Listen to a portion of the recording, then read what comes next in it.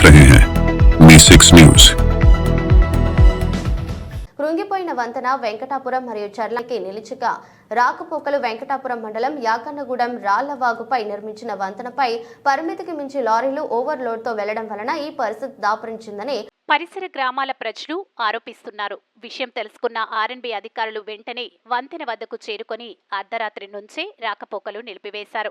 వంతెన ఎప్పుడు కూలిపోతుందోనని వాహనదారులు, ప్రయాణికులు తీవ్ర ఆందోళన చెందుతున్నారు.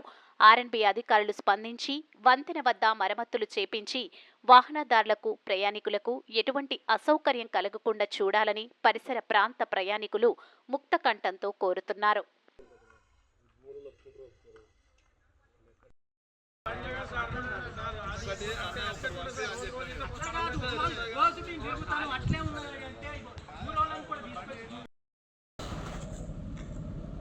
నువ్వు అసలు లేనేలేవని అంటాడు. ఏం చెప్పాలా? ఆ ఊరోళ్ళందరినీ తీసుకొచ్చినప్పుడు అప్పుడు ఆపింది. అదేనండి, మేడం గారు కూడా ఫోన్ చేశారు, ఇప్పుడు కూడా చేశారు.